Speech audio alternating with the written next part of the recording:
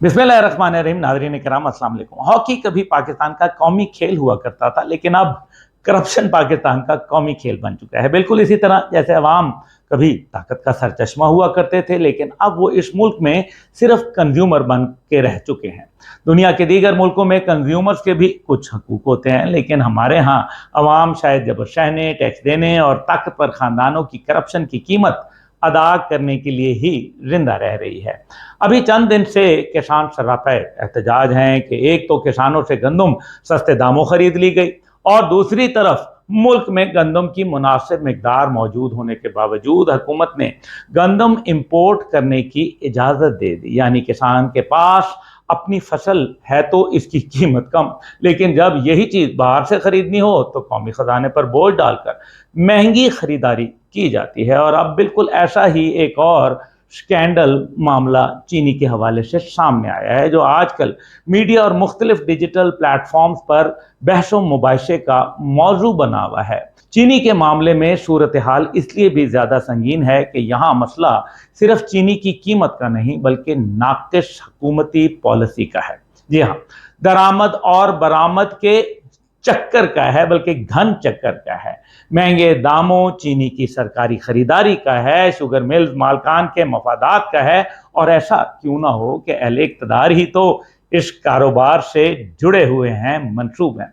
इस वक्त सदर पाकिस्तान और मुसल्लह अफवाज के सुप्रीम कमांडर जनाब आसिफ अली जरदारी का नाम जिस ओमनी ग्रुप के साथ लिया जाता रहा, इस ओमनी ग्रुप की पाकिस्तान में 9 शुगर मिल्स हैं। वज़ीर आज़म पाकिस्तान मोहम्मद शहबाज शरीफ की फैमिली के इस वक्त मुल्क में 9 शुगर मिल्स में स्टेक्स हैं। इसी तरह जहांगीर तरीन 3 शुगर मिलों के मालिक हैं। मोनिस इलाही, हाशिम जवां बख्त, मिजारी खानदान और दीगर बड़े शासी खानदान इस कारोबार से जुड़े हुए हैं। तो फिर मुनाफा कमाना इनका जायज़ हक है, लेकिन ये मुनाफा कमाया कैसे गया, सवाल तो ये पैदा होता है। हुआ कुछ यूं कि पाकिस्तान शुगर मिल्स एसोसिएशन के मुताबिक 31 जुलाई 2026 तक मुल्क में तकरीबन 31,71,000 टन चीनी का जखीरा मौजूद था, जबकि मुल्क की तकरीबन माहाना खपत 5,64,000 टन है। यानी शुगर इंडस्ट्री ने खुद कहा कि मुल्क में चीनी ज़रूरत से ज़्यादा मौजूद है। इसलिए एसोसिएशन ने हुकूमत पाकिस्तान से मुतालबा किया कि मुल्क की ज़रूरियात के अलावा जो हमारे पास इजाफी चीनी मौजूद है इसे एक्सपोर्ट करने की इजाज़त दे दी जाए, क्योंकि अगले क्रशिंग सीजन के आगाज़ तक तकरीबन 12 लाख टन इजाफी ज़खीरा भी मौजूद हो जाएगा। इसलिए हमें इजाज़त दें कि हम इजाफी चीनी एक्सपोर्ट करें और मुल्क के लिए कीमती ज़र मुबादला हासिल कर सकें। और फिर यहीं से तो असली कहानी का आगाज़ होता है, क्योंकि सिर्फ चंद माह पहले ही यही मुल्क चीनी की कमी के नाम पर चीनी इंपोर्ट कर रहा था, यानी कि पाकिस्तान इंपोर्ट कर रहा था।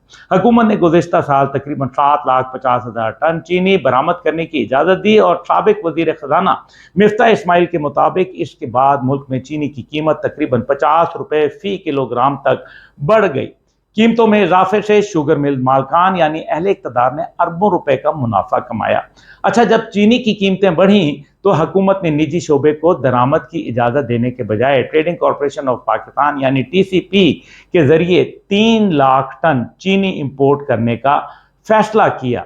नाज़रीन किराम, पाकिस्तान के साबिक वज़ीर ख़जाना मिफ्ता इस्माइल का दावा है कि ट्रेडिंग कॉरपोरेशन ऑफ पाकिस्तान ने आलमी मार्केट में मौजूद कीमत से तकरीबन $40 फी टन ज़्यादा कीमत पर चीनी खरीदी। इस दरामदी चीनी को सेल टैक्स और एक्साइज ड्यूटी से भी इस्तिस्ना दिया गया, लेकिन इसके बावजूद ये चीनी पाकिस्तान की मुकामी मार्केट में दस्तयाब चीनी से ज़्यादा महंगी पड़ी। अब सवाल ये है कि अगर मुल्क में चीनी मौजूद थी, मुकामी चीनी निस्बतन सस्ती थी और इंपोर्टेड चीनी पर टैक्स और ड्यूटीज भी ख़त्म कर दी गई थी, तो फिर सरकारी इदारे ने महंगी चीनी आखिरकार क्यों कर खरीदी? और मामला सिर्फ खरीदारी तक ही महदूद नहीं रहा। مزے کی بات یہ ہے کہ مفتاح اسماعیل کے مطابق T C P, F B R اور انٹیلیجنس بیورو کے افسران پر مشتمل ایک حکومتی ٹیم نے مقامی صنعتوں، چینی سٹورز، ریٹیلرز اور بروکرز کو یہ درآمدی چینی مقامی مارکیٹ سے زیادہ قیمت پر فروخت کرنے کی کوشش کی۔ مطلب اٹس آل اباؤٹ پاور۔ اب آپ طاقت میں ہوں تو ادارے اپنے کام چھوڑ کر آپ کے لیے چینی بیچنے لگ جاتے ہیں۔ اچھا، مفتاح اسماعیل نے یہ بھی کہا کہ بعض شوگر ملز کو ٹی سی پی کے ممکنہ خریداروں کو چینی فروخت نہ کرنے کی ہدایت بھی دی گئی تھی تاکہ خریدار سرکاری ذخیرے سے مہنگی چینی خریدنے پر مجبور ہو جائیں۔ اس سب کے باوجود معاملہ اس وقت مزید دلچسپ ہو گیا جب پتہ چلا کہ ٹی سی پی کی جانب سے زبردستی مہنگی چینی کی فروخت کے باوجود ٹی سی پی یعنی ٹریڈنگ کارپوریشن آف پاکستان کے پاس 1,08,000 میٹرک ٹن چینی بچ گئی ہے، جو اضافی ہے۔ اب سوال یہ تھا اس چینی کا آخر کیا کیا جائے؟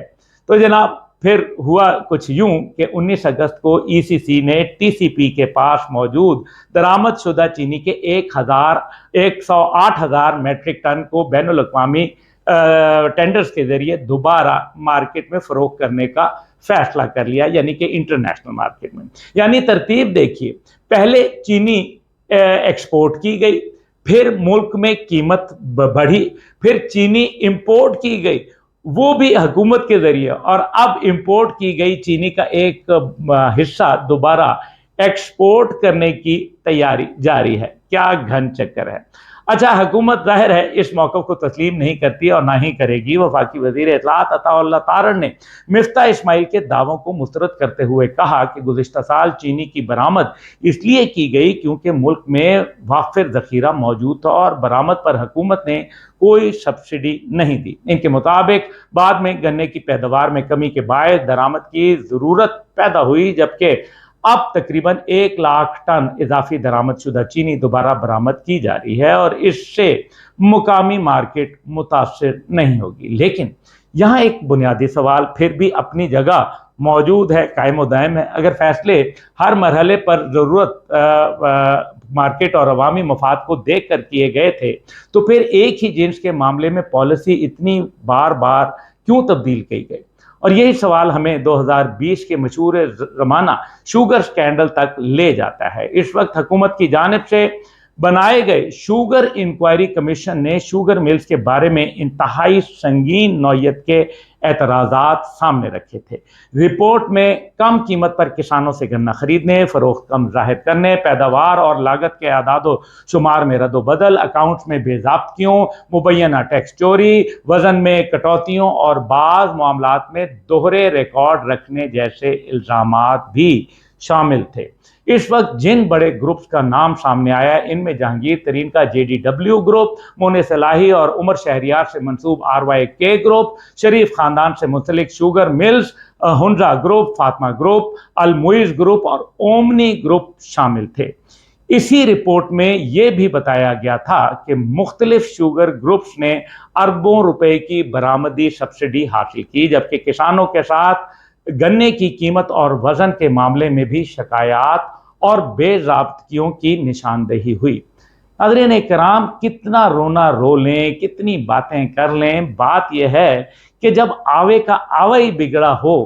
میں پھر ایک دفعہ جناب فیلڈ مارشل عاصم منیر سے ریکویسٹ کروں گا کہ آپ نے فتنہ الخوارج کے خلاف آپریشن کیا، فتنہ الہندوستان کے خلاف آپریشن جاری ہے، اب وقت آ گیا ہے خدا را کہ اب آپ فتنہ الشیطان کے خلاف بھی آپریشن شروع کریں اور اس ملک پر رحم کھائیں، اس کی عوام پر رحم کھائیں۔